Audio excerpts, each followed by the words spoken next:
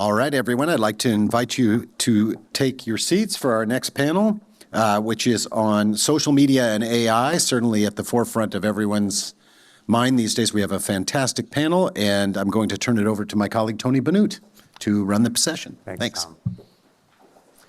Good morning, everyone. This is one of the conversations I am most excited about, in part because I am no expert in social media and AI, but I'm joined with some profound thinkers from various angles. So I will begin by inviting my colleagues here to introduce themselves and share a couple words, and then we'll dive into some questions and hopefully retain some time for good, robust audience engagements.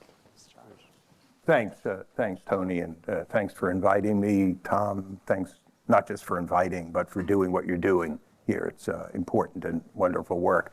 I'm Josh Cohen. I taught political philosophy at MIT and then at Stanford for a few decades. I currently work at Apple University, which is an internal education program at Apple. I am also a senior fellow at Berkeley in law, philosophy, and political science.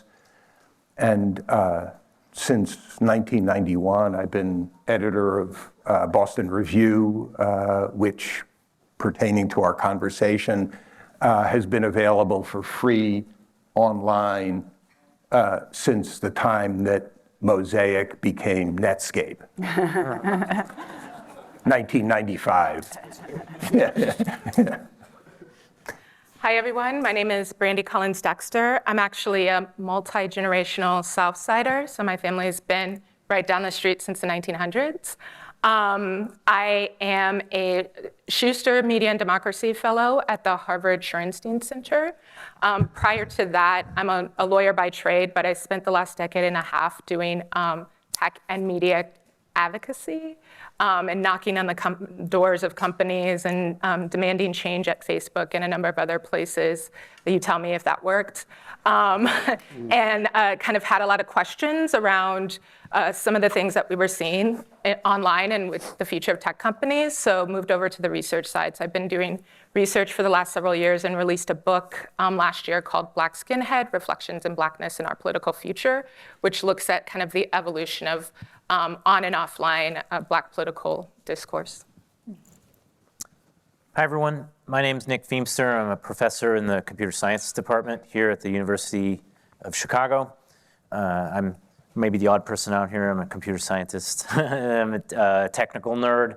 A lot of my research focuses on measuring the internet at scale, measure things like internet security, internet performance. For the last 20 years or so, part of that has involved measuring censorship of the internet in various countries around the world.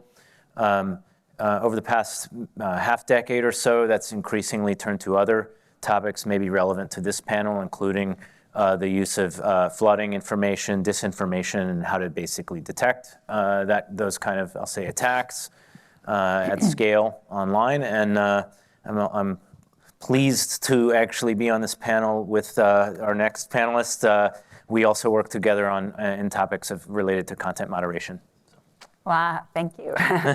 I'm Genevieve Lakier. I am a UChicago grad, so I have been associated with this institution for a long time. And I teach law at the law school right next door, basically. And I work on issues of free speech and the First Amendment and non-First Amendment free speech law. And I think, like everyone in free speech land, which is what I call the sort of scholarly and academic community around questions of free speech, I have been migrating towards questions about the regulation of social media, because it raises very, I think, profound questions we're going to deal with today about what does free speech mean when there's so much cheap speech. Well, thank you all. So permit me for a moment to maybe elaborate on a framing for this. You'll hear more from me in the next 60 seconds to 2 minutes than you will for the rest of this conversation. That I think, let's take it as assumed that there is a dominant view. And that view, I would suggest, grows out of the Enlightenment priority on reason and reasoned debate and encounter. And it essentially can be summarized as the cure for whatever prevents free speech from arriving at the truth is more free speech and more robust discourse. And two things I think quite well encapsulate this view. So Louis Brandeis in 1927 in Whitney, if there be time to expose through discussion the falsehood and fallacies, to avert the evil by the processes of education, the remedy to be applied is more speech, not enforced silence. And then this one, I have to say, is one of my favorites, in part because I was made aware of it from my recently deceased dissertation advisor here at the Divinity School, Franklin Gamwell. And it was from Jefferson. Jefferson penned the Virginia Statute for Religious Freedom, which he was so proud of that he put it on his epitaph. It was that, the Declaration, and founding a great university. It was not the presidency, not the vice presidency, not the Secretary of State. So I think that's also reflective of the primacy of reason in the framing consciousness. So check this out. So truth is great and will prevail if left to herself. She is the proper and sufficient antagonist to error and has nothing to fear from the conflict unless, by human interposition, disarmed of her natural weapons, free argument and debate. Errors ceasing to be dangerous when it is permitted freely to contradict them. It really feels to me like we live in a fundamentally different world. The digitization of our discourse and of our common space has altered how our conversations and our exchange of ideas unfolds. And so I think the core question, if we take this framing, is this relevant anymore? Is this architecture on which we were founded, that I think is still regnant, is it anachronistic? If so, do we need new principles? Do we need to modify at the edges? How should we think about this? Of course, contest or problematize the question, but let's take that as a starting point. We can go in order. Great. Thanks, Tony. I hold the dominant view. You can go on to the next person. I was like, you sent like 2 pages of notes in the. Yeah, no, I know. Well, I thought I would be able to focus and simplify. Now let me expose my professional deformation as a philosopher. Professional deformation of philosophers is that you think time is always ripe to go back to fundamentals. So that's what I'm going to do. And we're talking about freedom of speech, which is both a foundational value and a contentious value. And the fact that it's both foundational and contentious presents us with an intellectual challenge and a practical challenge. The intellectual challenge is to try to understand how it's both foundational and contentious. The practical challenge is to figure out how to navigate the complicated waters that come from its being both, waters that are now not only complicated, but particularly roiled waters because of the impact of digital communication technologies, particularly on very large online platforms. So let me start with the intellectual challenge of saying how it's both. So it's a foundational value for 3 reasons. First of all, for reasons having to do with autonomy, that is the undesirability, not to put too fine a point on it, of having to ask someone else's permission to say what you think. A second reason that it's foundational is something that we've heard a great deal about already over the course of our sessions, which is its importance as a method, a process for correcting errors. And the third reason has to do with the value of democracy. This is sometimes associated with the tradition in the United States, but there was a statement made by the UN Human Rights Committee, General Comment 34, 2011, free speech is the foundation of every free and democratic society. This isn't a particularly US idea. And when I say important for democracy, I don't mean only important for providing information that pertains to elections. I mean important for doing the thing that democracies are supposed to do, that is somehow connecting the exercise of public power to a dispersed public conversation among people who are entitled to be treated as equals in that discussion. That's why it's foundational. Why is it a contentious value? There's a very powerful statement of this that Jamie Calvin reports in his introduction to Harry Calvin's wonderful book, Worthy Tradition. Harry Calvin, he reports him as saying, says, speech has a price. It is, I'm continuing the quote, a liberal weakness to deny the price. It's not always right to win the argument by saying that the danger has been exaggerated. What's the price? Denigration and social exclusion, that's one price. Reputational injury, put up your hand if you don't care about your reputation. Emotional offense, other kinds of offensiveness, disinformation, misinformation, mistrust of the information system, potential for violence, and sheer financial cost. You got to pay. Berkeley paid $650,000 to protect a parade of chuckleheads like Milo Yiannopoulos, who came to Berkeley in 2017, and they did the right thing by paying that money. It was costly, though, at a time when there weren't resources. Now, that sets the problem.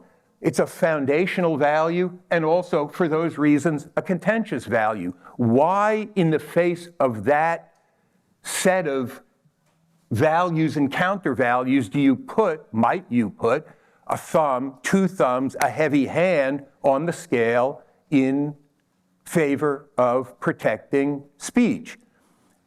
And there are three reasons for it. The first reason is that those foundational values are not only fundamental, they are foundational. They are the basis on which we associate with one another. The second reason, which Nadine Strawson emphasized yesterday, is a mistrust of people who are going to be making the regulatory decisions. The third reason, and this goes to Brandeis, the third reason is that the crucial linchpin in the view that I'm expressing, the crucial linchpin is the idea that there is a preferred remedy for addressing the harms, the costs, to use the price of, to use Harry Calvin's word, the price that you pay for speech. And the preferred remedy, not the perfect remedy, not the most efficient remedy, but the preferred remedy is to respond to the dangers of speech with speech, the preferred remedy, because that is, as he says in the rest of the concurrence in Whitney, the only remedy, as distinct from enforced silence, the only remedy that's consistent with the values of democratic self-government. Now, that sets the table. That's not the end of the discussion, because now we have a fundamentally different context technologically. The fundamentally different context technologically comes from the existence of very large online platforms, which have expanded the aperture of participation in public discussion. On the one hand, that's a great thing from the point of view of the value of equality. On the other hand, it can feel catastrophic. And the challenge that we face, and we'll get to this when we talk about what can be done, the challenge that we face is to capture the benefits of that expanded aperture of public discussion where the traditional gatekeepers are no longer the gatekeepers, to do that in a way that doesn't undermine the fundamental quality of public discussion, which Brandeis thought was the only sure remedy for dealing with the injuries of speech in a way that's consistent with democratic values. Wow, thank you. Yeah, thank you. Well, so fun fact, I was actually sort of named after Brandeis. So my mom, when she was pregnant with me, was studying for law school, and she really liked Brandeis, and she thought I was going to be a boy. And I came out a girl, and my dad liked alcohol, so here you go. And so I love a good Brandeis quote, right? But I think in terms of the sort of like basic, there you go. In terms of the basic premise, I think the idea of volume as the great equalizer is kind of based on an assumption that all things in speech are equal, and that's not really how capitalism by definition works. I would also say that truth is relative. It's often an evolving process that updates itself as science evolves and updates itself. So what felt truthful to Jefferson and Brandeis is not necessarily what's either objectively or subjectively true now. So I think, even when we talk about the basic premise, I sort of grapple with that. And also, I think from a practical standpoint, I think if we look at history, it's not necessarily borne out that more speech creates better speech in a capitalist society where there are hierarchies and differences and access to whatever communications mechanisms rule the day. It tends to give the dominant class more ways to bombard the general population and confuse conversations to maintain their status. And I think that's like when I think about things like cultural hegemony and how that's accomplished through concentrated market control of media and technological vehicles, that allows those empowered to influence the spread of certain ideas, myths, and values that are codified through visible and invisible inequities in media, internet, and communications design and artificial intelligence. And I think, in my work, let me grab some water. I think in my work doing stuff around racial inequities, see signs every day of that being true. And so I think I value free speech in theory. I think it's important. I also think it's worth noting that even when we use that term, it means something different depending on what country you are in. It's also evolved a lot in the hands of tech companies and corporations and how they define what is free speech versus how that was traditionally defined in the courts. But I think in terms of where we are now, I would say it is kind of I think you could make the argument that early days of social media platforms, the competitive advantage there was the race to a new technology that wasn't necessarily in the hands of everyone. And so it became this mass tool of organizing globally around certain messaging, but the market resets itself. And so in a lot of ways, it was kind of inevitable that it would be taken over by market forces. And so I think we have to have, in my opinion, policies and frameworks that deal with matters of antitrust and competition, because as I see, one of the big issues is that we have so few communications platforms controlling globally so much of our discourse and data. And that, again, creates a sort of false veneer that free speech is possible in those different places, especially when you have examples of unnamed tech executives who kind of have no problems with either breaking the platforms or democracy. And so I think that's kind of, where I would come down on that. Yeah, thank you. Thank you. And just as a reminder, this is round one. And in round two, the hope is to get into solutions and what we need to tweak, if anything. So Nick, please. Right. I would have to say that my thinking on this has evolved over the years. I teach a course here on internet censorship and online speech, and in the first class, we study an early article called First Nation in Cyberspace, and one of the famous quotes in that article is, the internet interprets censorship as damage and routes around it. And it talks about basically how prior to the commercialization of the internet in the mid-90s, we had these walled gardens. We had AOL. Remember AOL? Yes. Yeah. CompuServe, Prodigy, all these things. And then this was so great, midnight. Now everybody can get on news groups and the World Wide Web, and this is amazing. Now anybody can say anything, and it's all out there. Except fast forward 20 years, maybe not even 20, and we're back to walled gardens, right? It's no longer news groups and me running setting up my personal website and off of a server in my basement. It's Cloudflare deciding that, oh yeah, anybody that basically tries to access our websites via Tor, we're just going to block them, right? Or it's Amazon deciding that they're not going to basically host websites by certain people or certain organizations or what have you. So we're sort of back to the pre-mid 90s where we have gatekeepers, and I guess that brings me to your question, right? Which is your viewpoint, which we're meant to be, or Brandeis's, I should say.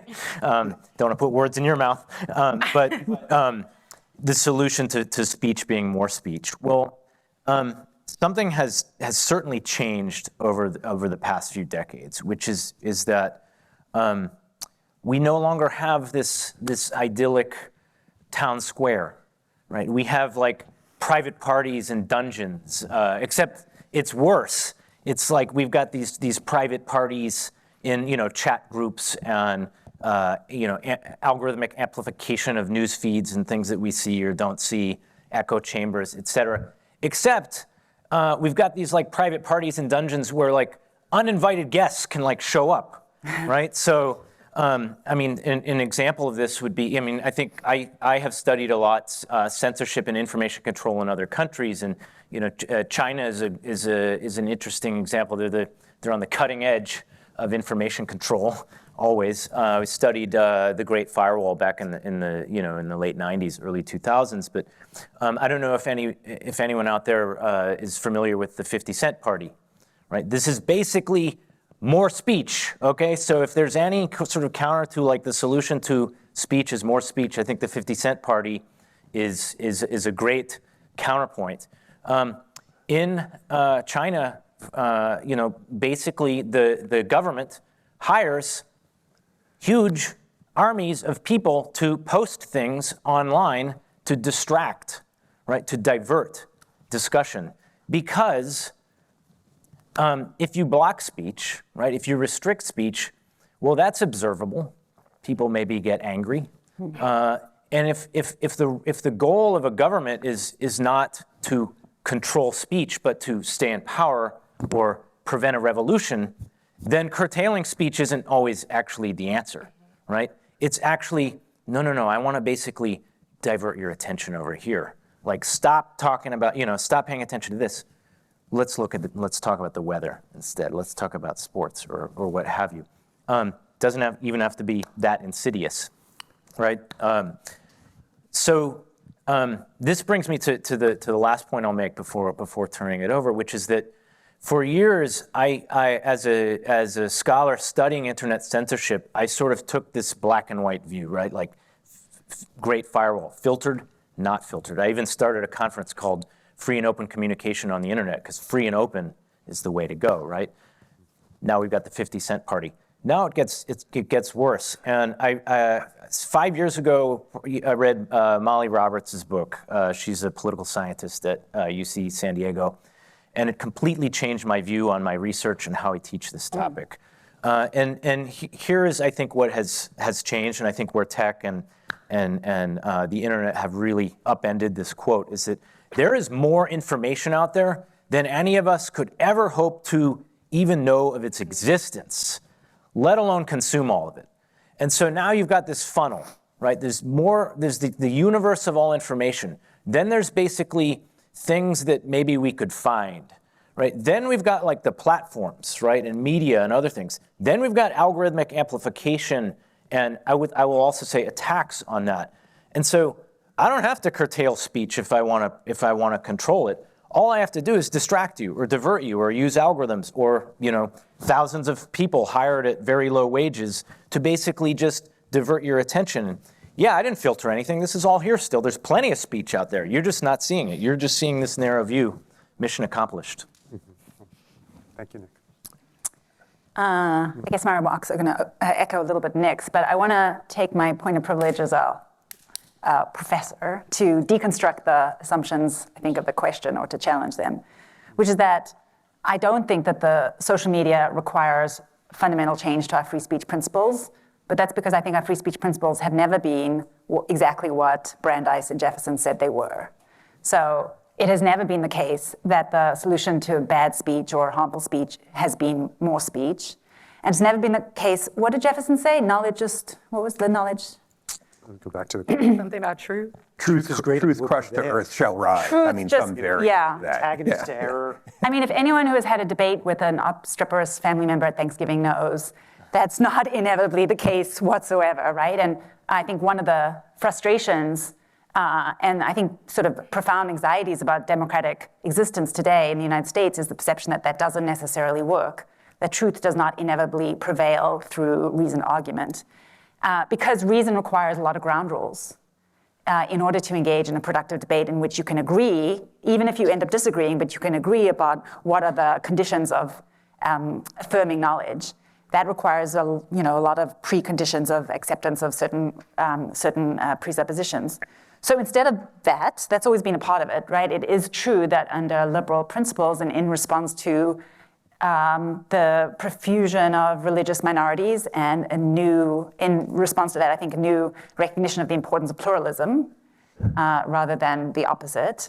There's always been a commitment in a sort of liberal free speech tradition to allowing harmful speech to be heard in some contexts.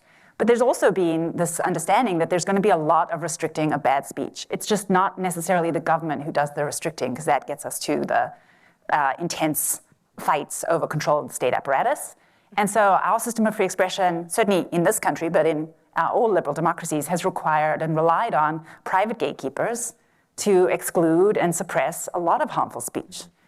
And of course, the government also has had its power, the free speech. This goes to Josh's point about how it's a contentious value.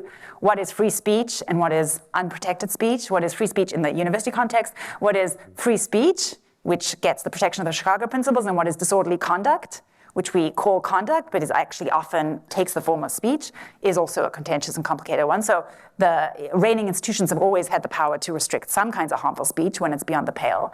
But the bulk of this work has relied on private gatekeepers who have not believed that free speech necessarily requires always more speech, who have restricted and excluded speech. But the reason why for a certain period this did not seem inconsistent with, but in fact consistent with free speech values, was I think a belief, and perhaps to some degree justified belief, that the norms and values that these private gatekeepers were applying were also consistent with democracy, with certain kinds of equality, with a basically open society. And here I'm thinking the institutions I'm talking about as the private gatekeepers are very close to our hearts in this room. They are journalists, very important one, professional organizations, doctors, lawyers who would use professional sanctions to limit the spread, what could be said when the doctor is giving you medical advice, if the lawyer is speaking, and the universities. When we are evaluating people to hire, when we are figuring out who to put in the classroom, in the front of the classroom, also as students in those classroom seats, when we are thinking about tenure, it's not this idea that, hey, whatever ideas and opinions you want to have, the more the merrier, let's go crazy, right? Like there's a whole set of disciplinary norms that are excluding certain voices and certain viewpoints in the name of knowledge. And the First Amendment scholar Robert Post has argued, I think quite persuasively, that there is a tension between the democratic commitment to the idea of opinion and equality, that every member of the political community has a right to their opinion, and the Enlightenment commitment to knowledge, which says that everyone's views are not equally correct, and that it is not always obvious or intuitive what is true. But as all the academics in the room know, it's a grueling, arduous, humiliating, soul-destroying process to try and get to be a little bit less wrong, maybe, if you're lucky, for a temporary period, and then you realize, oh no, that was wrong too. It requires different forms of speech and different forms of discipline. And the way that the American free speech tradition has always navigated this is to recognize different kinds of free speech. That there are the free speech rules that apply in the public sphere, and then there are different free speech norms that apply in the classroom, that apply for the newspapers, that apply in the doctors' clinics. And they have all been, I think, at some level committed to Enlightenment ideal of the propagation of knowledge and the acceptance of diversity of opinion, but to much less degree than when we're talking about the public forum. And this is required, I think, the sort of the value of free speech and the way it's being enforced, enacted, understood, to put a lot of faith in these private institutions that have not always been transparent about the ways in which they go about the business of selecting and permitting diversity of viewpoints.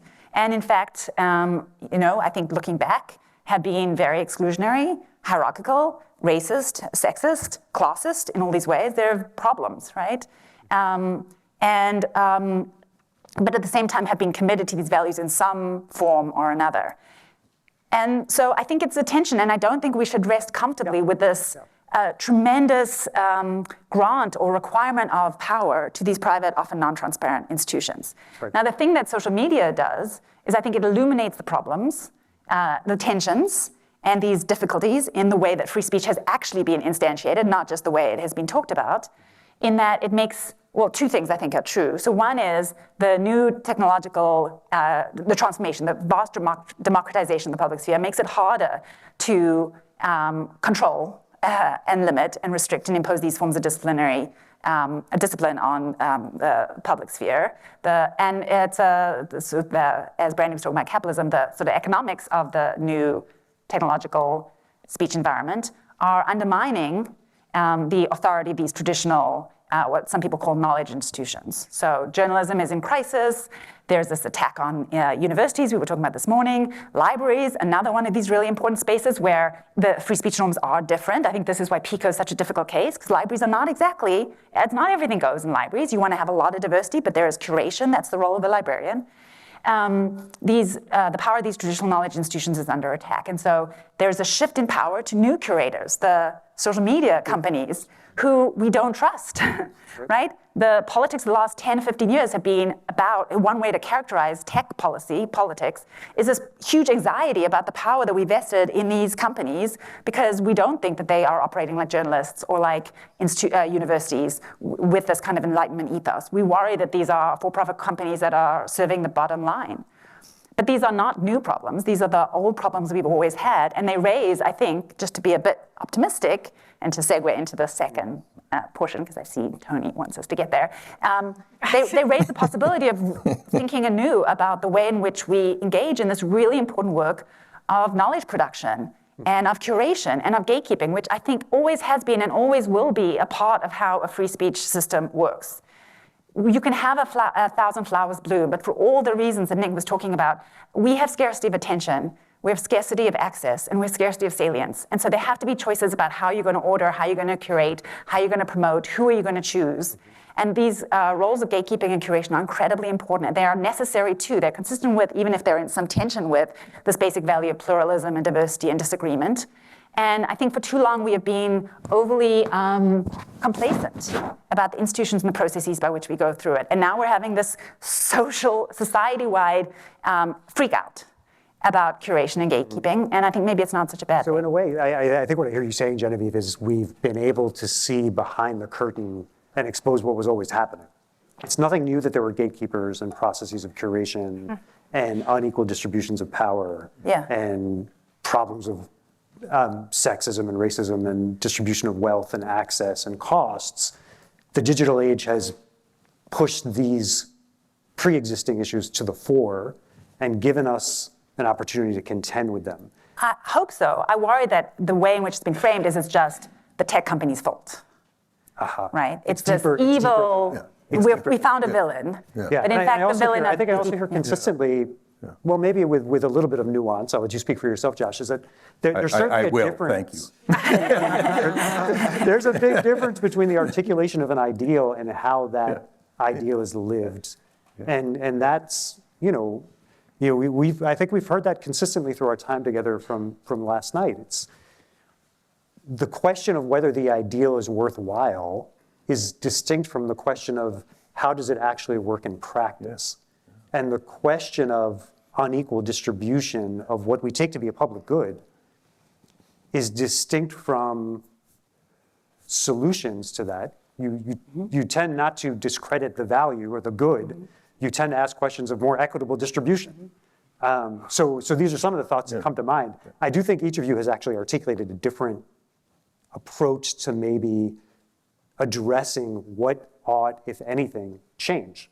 Yeah. So the widening aperture is, I think, a phrase you used. Yeah.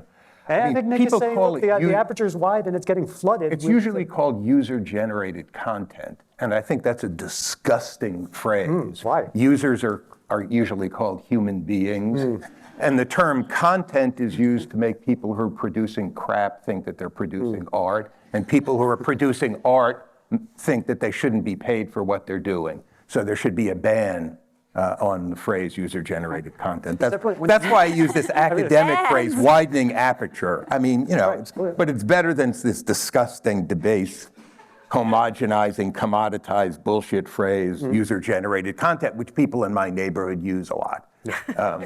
Anyway, sorry. Yeah, Silicon Valley. Yeah. Sorry for interrupting, or not. I don't think you did. Would you like, so let's open round two. Yeah. And we do want to get to audience questions. I'm not round two. talk. But how would you suggest alterations, either to the foundational principles or to the practice and distribution of this? I think we all agree that it is a public good, that citizens ought to be able to express themselves, and information wants to be free and wants to be heard, and that we're not, feel free to contest that if you wish, but I think we're on the same page. So what would you So let me would you try suggest? very quickly first to make 3 points on things that people have said, and then I'll answer the question. So the first point is I completely agree with Genevieve. It's important to distinguish different contexts, the academic context from the public discussion. I was talking about public discussion. I hope that was good. It was not a set of norms for discussion in the classroom. Secondly, I love the Molly Roberts book on the 50% party, and the idea that the strategy is to flood the zone, not to repress. The 50% party actually were government bureaucrats who were told as part of their job that they should post. So the idea that it's a counterexample to Brandeis's idea that you should combat the harms of speech with more speech, it seems to me to be a little bit of a stretch. This was politically ordered speech. It was part of people's jobs.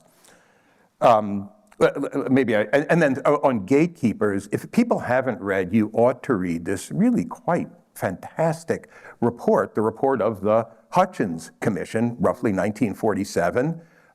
Written, I should say, it was a report about gatekeeping. It was written in response to regulatory pressures on the press, and this was an alternative strategy for being effective gatekeepers of public discussion in a democracy. Written by 13 white guys, 12 of them WASPs. There was a Jew on the committee too. So that's how gatekeeping. You know, this is R. Hutchins for this. And he was.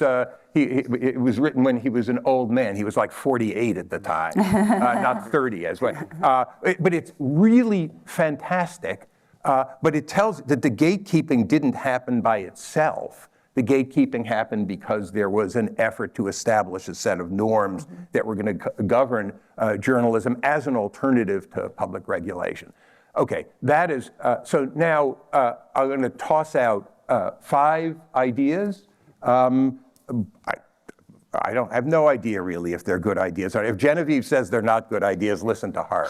She's thought about this much more than I have. The first point is that I do think that, and I'm talking here particularly about what the EU calls very large online platforms. I do think that very large online platforms ought to operate under a norm of must carry. That is, they should not be able to exclude people from the platform for reasons of, and this is on the hosting function, they shouldn't be able to exclude people on grounds of the viewpoint they have. Secondly, I think that they should be able to have, Nadine spoke about this yesterday, their content moderation principles. I think they should have those principles under a requirement of greater transparency so that those principles can be publicly contested. Thirdly, I do think that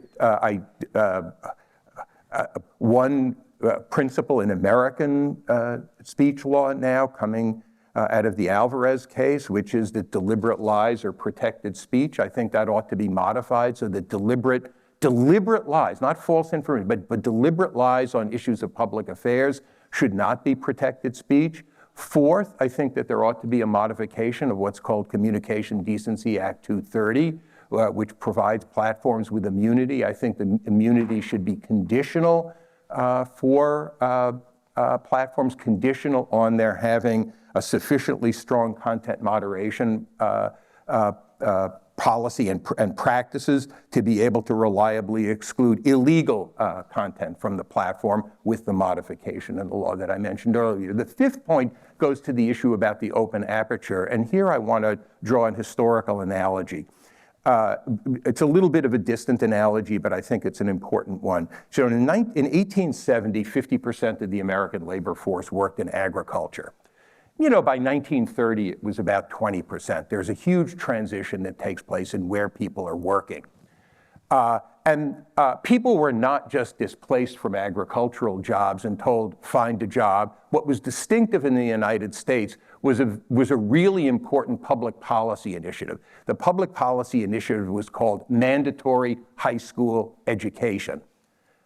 The consequence of mandatory high school education was that the transition from working on farms to other kinds of jobs included working in professions, it included working in white-collar service jobs, and it also included working in manufacturing jobs that required a high school education, including in pharmaceuticals, et cetera. That is, the transition in kinds of work didn't take place because people were left to fend for themselves. And here I'm just following Claudia Golden and Larry Katz in their race between education and technology. If they're wrong, I'm wrong. But there was a public policy initiative to help people build the capacities, the abilities, the empowerment that enabled them to get jobs both in services and in manufacturing. Come back, this is the analogy with the current case. What's happened is something analogous to the invention of the printing press. The printing press potentially made everybody a reader, and it took a long time for people to become literate. When I talk about the open aperture, what I mean is now that everybody is potentially an author, a speaker, and people are being left on their own, often at a great curse to other people, from the fact that there is no public investment in better enabling people to play that that essential public role. So I think there's something to be learned on the education side from the analogy with what happened for the U.S., the relatively successful transition in the labor market in the early 20th century. And it has to do, I know this is music to everybody's ears, but it has to do with investment in education for people to be playing this newly empowered public role for all of our benefit. Yeah. To live into authorial potential. This goes to what people said in the previous session about the responsibilities associated with this role. We, or to put it differently in terms of gatekeepers, who are the gatekeepers now? Us. And if you think that's a bad idea, then you should rethink your commitments about democracy. So thank you for that final note, which I think is going to be contested. I would predict is going to be contested. And I want to. Yeah, no. I kind of want to ask you, what would your namesake? What would Louis Brandeis say? You're probably, but how do you respond to it? No, it's funny.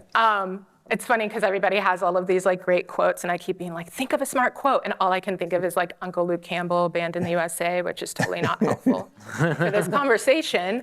And then I was like, oh, Megan Thee Stallion, and then it's just... Anyway, I think that so I think I want to talk a little bit about my journey to kind of answer your question in terms of how I moved through the advocacy space. And so I mentioned I was a lawyer by trade and started at a community-based organization here doing job placement with people with criminal records and trying to remove barriers to that and realizing that how people understand us through media actually manifests in like people finding loopholes to whatever policies you create. And that kind of led me to the media justice space. And so I was doing a lot of stuff around like LPFM radio, net neutrality, expansion of ownership and indie journalism. And so like fundamentally believing that the ability and power to tell our own stories and plead our own cause is critical to self-determination and community sovereignty. And so I do fully believe in that. And then we found ourselves in this kind of like saturated Web 2 space where we had kind of moved from, I was thinking like in the early 2000s when everybody was doing their social media training hustle, and they would put up like a graphic of all of the social media platforms, and it felt like there was hundreds. There was like Friendster, there was like MySpace, shout out to Black Planet, all of that, and then you saw that gradually, those companies went away. There was like Pac-Man style, and then we were left with kind of like this new terrain. And in my role at an organization called Color of Change, I started doing a lot of stuff around content moderation. And it just felt like whack-a-mole / chasing a ghost. And I felt like you talked about that quest to have like, figure things out. Like we spent a lot of years thinking if we just work with these companies and have these established policies, that moves faster than legislation in Congress, right? And that's the thing that's gonna protect our communities, except every time it would be like, we would do a policy, Facebook would do a policy going after paid advertising for white nationalist groups by white nationalist groups. And then LGBTQ communities ended up being the most having ads taken down. Or we would do something that was like, going after political figures that were like big speaker boxes for like amplification of disinformation. And then the companies would slap like a protected speech label on political figures, or in the space with like a lot of Black folks in the kind of like post-2016 kind of like moral panic around like Black people and our perceived, susceptibility to mis and disinfo. There was a lot of money poured into the space to deal with how that manifests in Black communities. And a lot of what that ended up looking like is like Black people speaking critically of the Democratic Party, where kind of immediately it became kind of a witch hunt after those folks, right? And so that prospect of trying to do content moderation just felt like a fool's errand for me. And so I think where I've landed to now is that I sort of think, frankly, at this point, I think labor fights and antitrust regulatory fights are the two most important fights to wage and win. I think, freedom in the workplace and all of those fights, and even what we've seen with some of the tech company walkouts, those were often some of the places where the needle could be moved. And then thinking about how do we have like more options for people, not the false veneer of options where you think you're going to a different company, but oops, surprise, it's still owned by someone else. But how do we actually think about what a competitive, diverse marketplace needs to look like in order to incentivize a diverse marketplace of ideas? And so to me, that's where I think the most important place to think about frameworks and impacts is for me right now. Yeah. Great food for thought. I loved your comments on content moderation in particular. I'd like to start there because we heard some comments on that. So one of the projects that Genevieve and I are working on together is actually to catalog content moderation policies of hundreds of the most popular platforms to see basically what they say about this and to what extent, along a number of different axes, copyrighted content, misinformation, disinformation, and hate speech. I think we're just getting started there, but I mean, needless to say, and probably would come as no surprise that the level of specificity, prescriptiveness or lack thereof, formality is all over the map. Okay, and that's sort of, so it's the Wild West, which should come as no surprise. The other thing I think that I think we're, that we're digging into that I think it's going to be even more of the Wild West is what actually happens. How are these policies, codified or not, as the case may be, actually enforced? Are they enforced consistently? Mm-hmm. Are they enforced? Let's actually go back. Does anybody even read these things, right? If they can even find them, right? Because they're all over the place. Can they understand them, right? And I think something that we've talked about a lot together is expectations, right? Reading this, I can maybe understand the words, but could I basically predict what would happen to my speech or my content holding up this set of guidelines?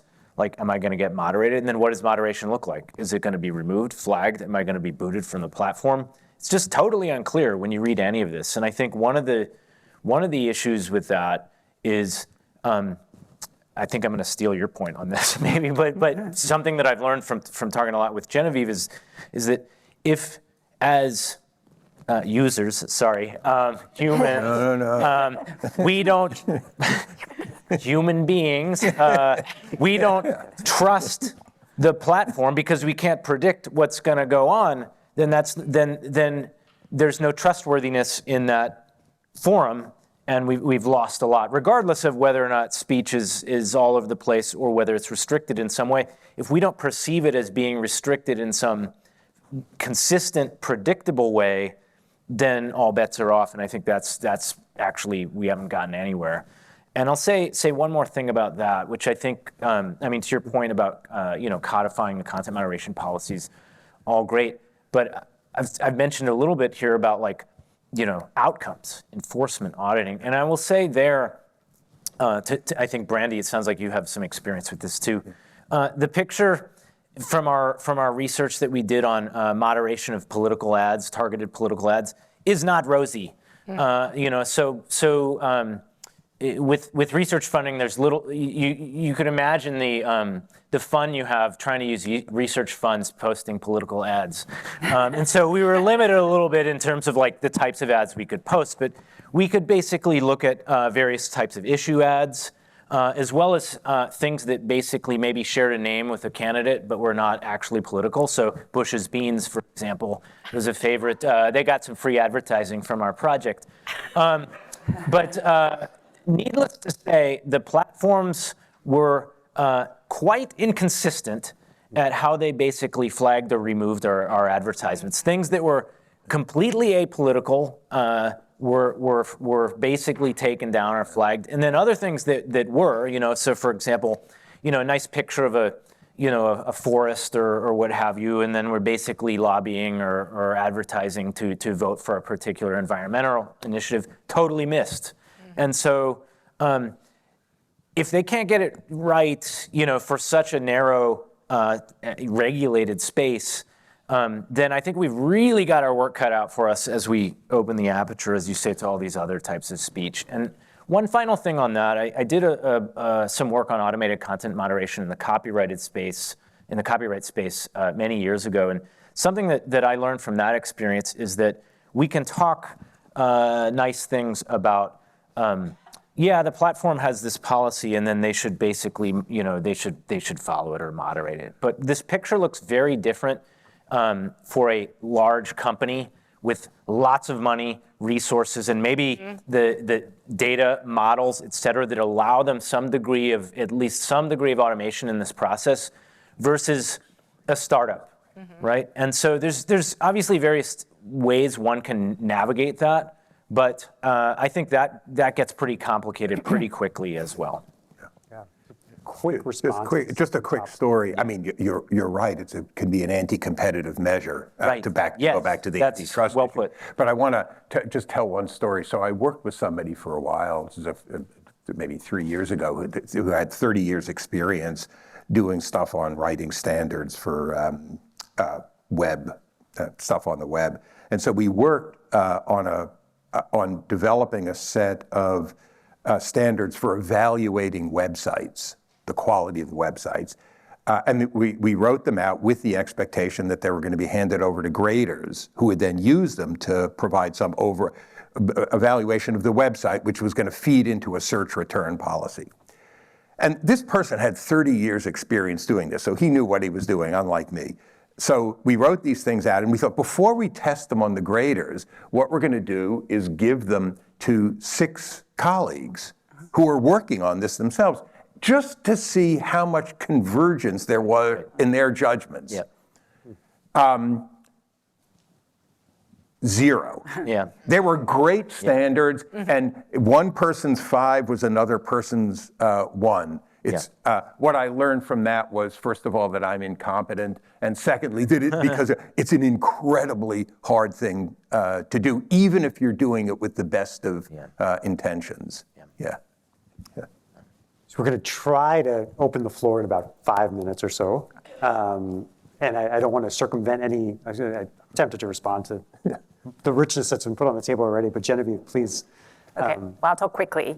I'll just say I agree with the idea that there should be some basic non-discrimination norms on the platforms. I think one thing we could do, I think we should recognize that the social media platforms, particularly the very large platforms that serve as spaces for all comers, are serving today an infrastructural good role, that they're like the public utilities, their access to these platforms is important in all kinds of ways, both for economic and social well-being, and so there should be some basic norms, but I think as Nick and Brandy pointed out, we have to think about competition and the anti-competitive effect of having too robust a set of requirements, disclosure requirements. So I think it is a tricky needle to thread, but I think it is one still worth threading. But I guess as my earlier remarks suggest, I think that is the kind of smallest thing, maybe, and but also the thing that is getting the most attention.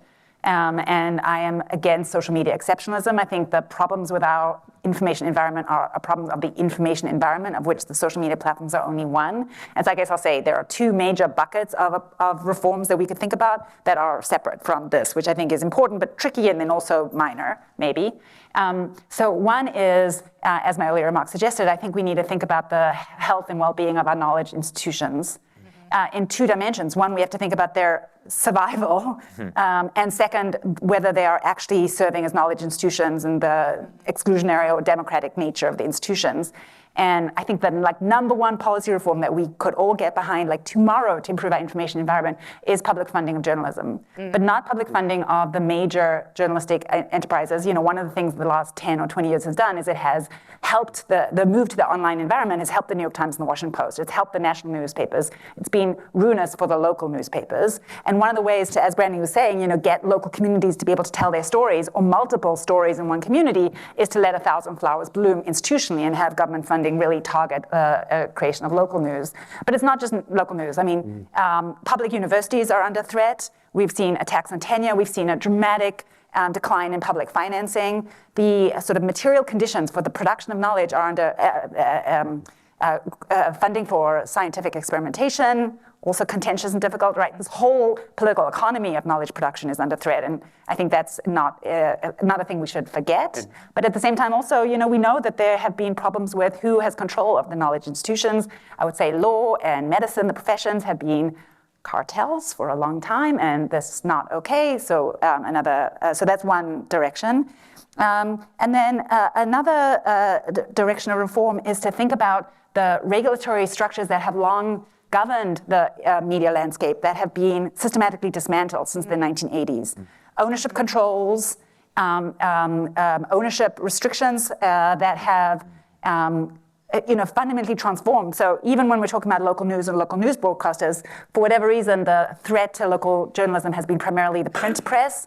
Television broadcasting has been doing much better. Local television broadcasting is actually continuing to exist, but it has been increasingly consolidated under corporate control. And so even though you have a lot of different news stations, they're often communicating the same message, and that is partly a function of deregulation.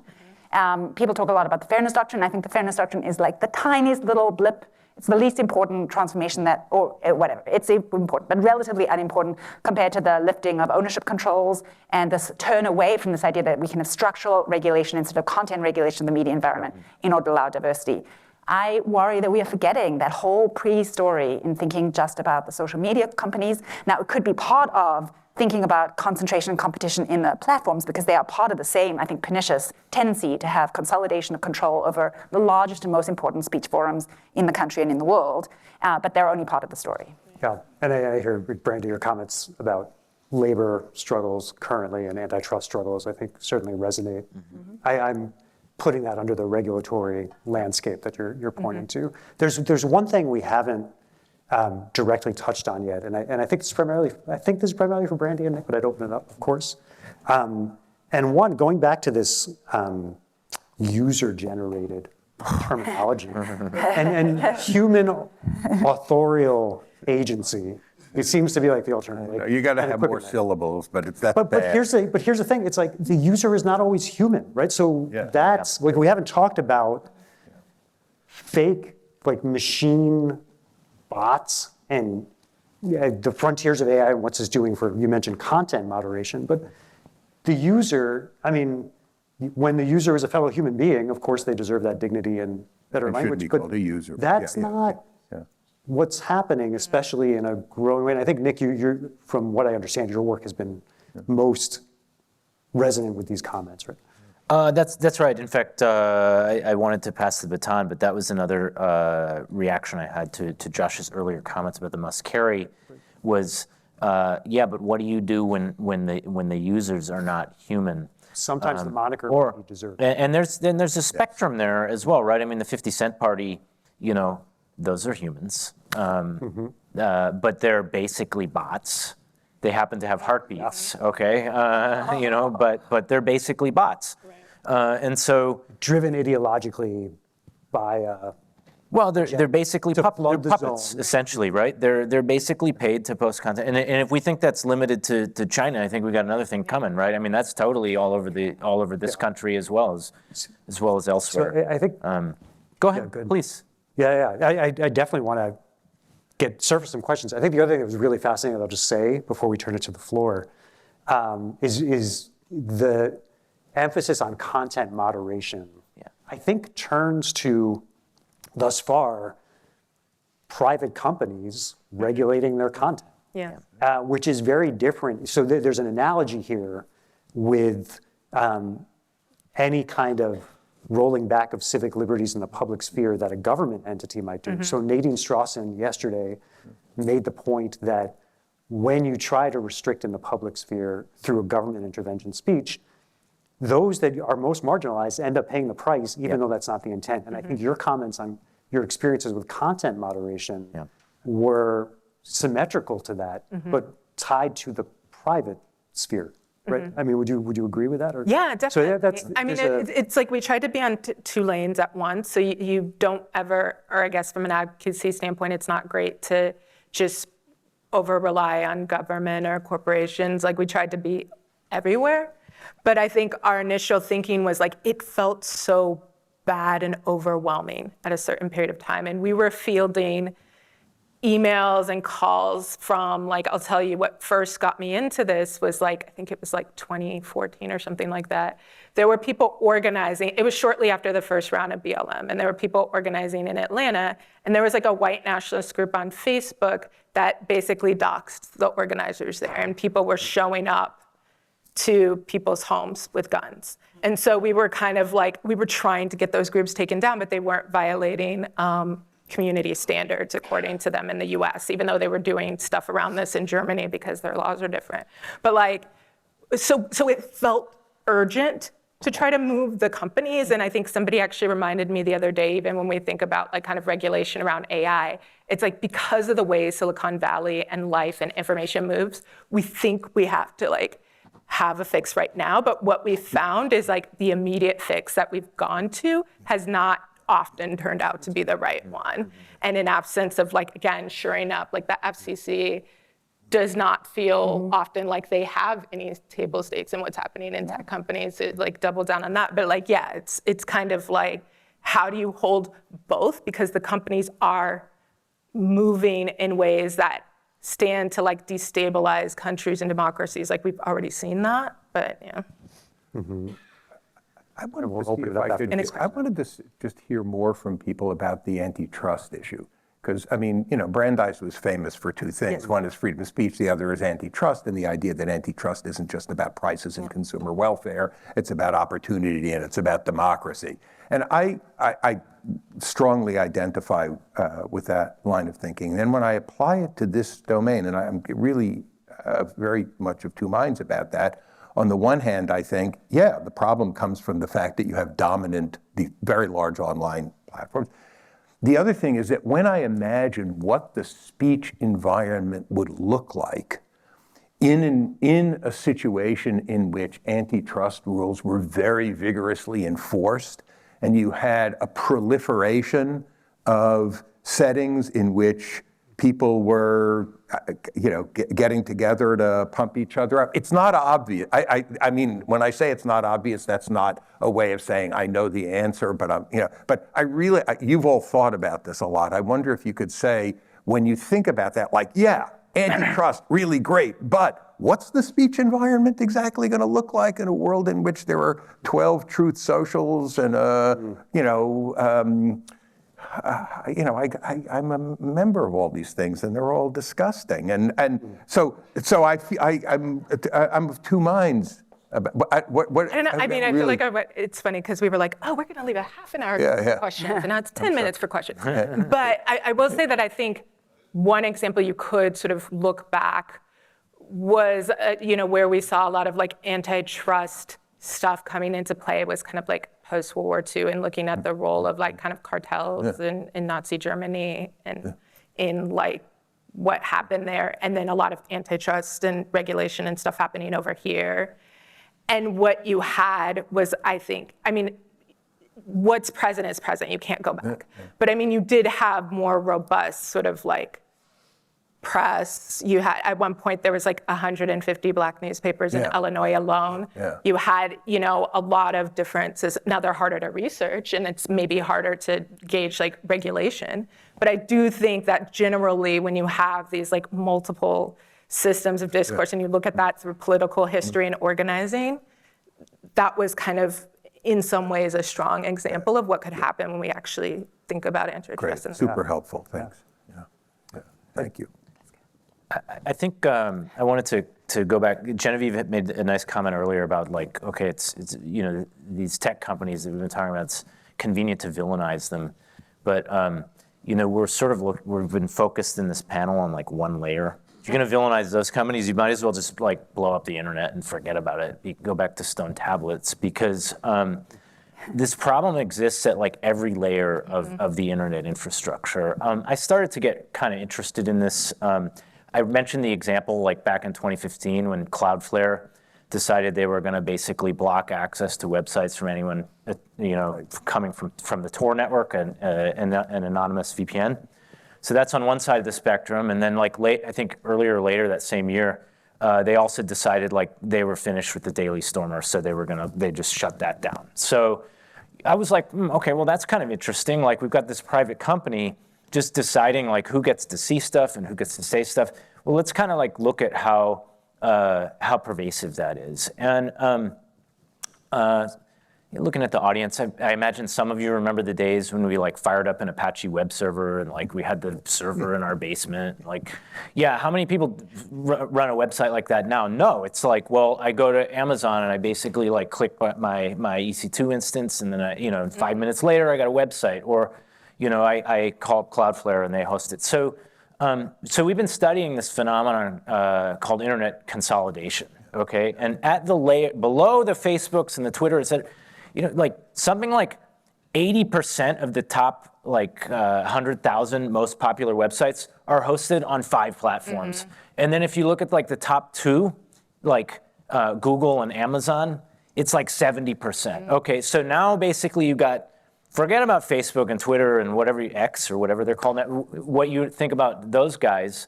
You got another layer where, if Amazon wants to wipe out half the internet, or they do it by accident, as happens when they kick their infrastructure over every now and then, they can just basically shut people down at will. And it's very hard to go elsewhere. Very tough. Like, okay, cool, well, Amazon kicked me off, Cloudflare kicked me off. Now I have to basically learn how to fire up an Apache web server or something again. It's the 90s.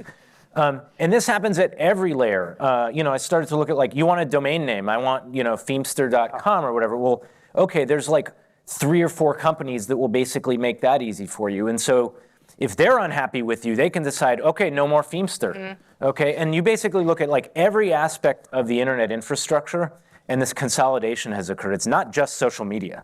It's basically everywhere. That's right. So let's do the democratic thing and open it up.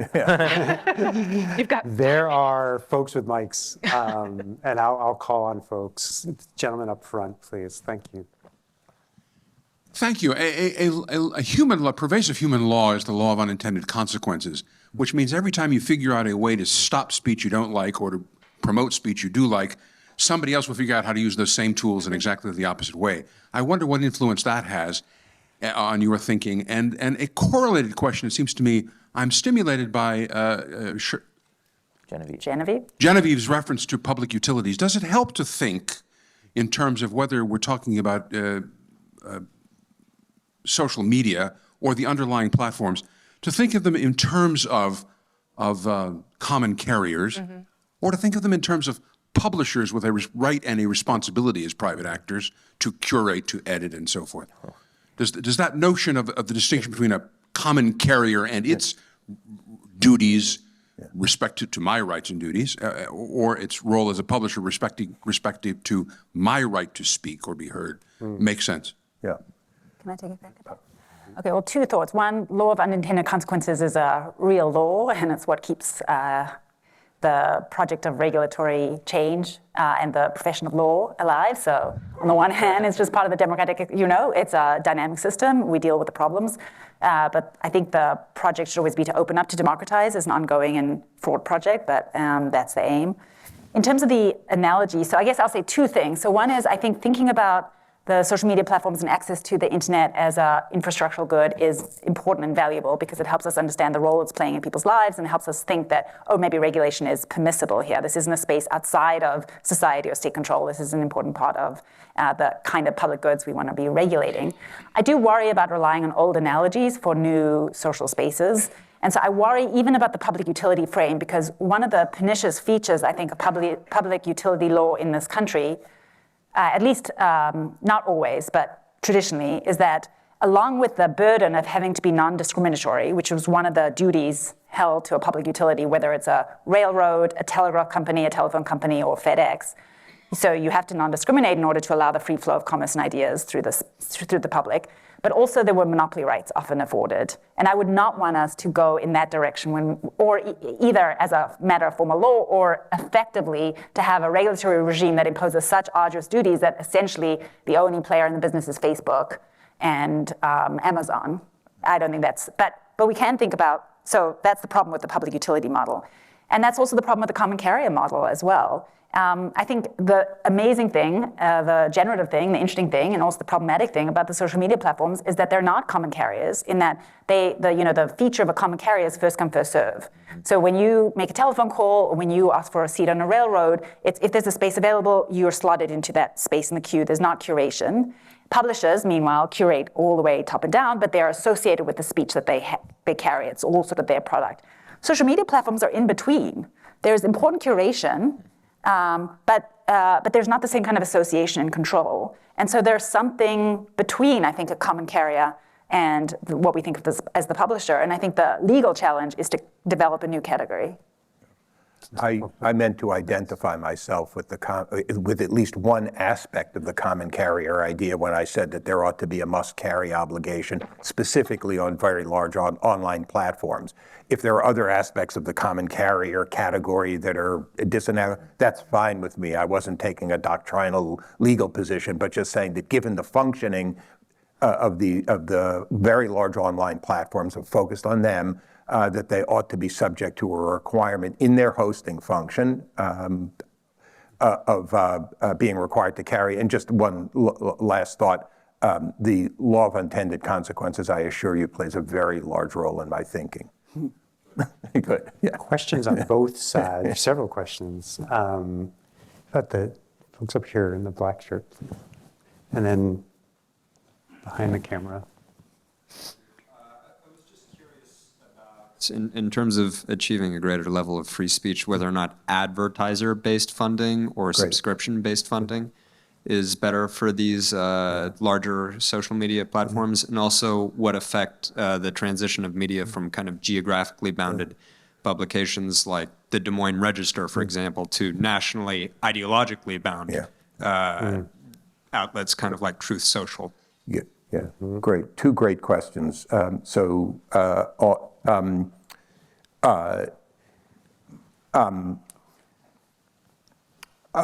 the taking the second one, I think it's kind of disastrous, the demise of local journalism. And I think when you're providing public funding, if you're thinking of public funding models for journalists, not for publications, that there ought to be a focus on reviving local journalism. The problem is that this is part of a general phenomenon of the nationalization of everything local.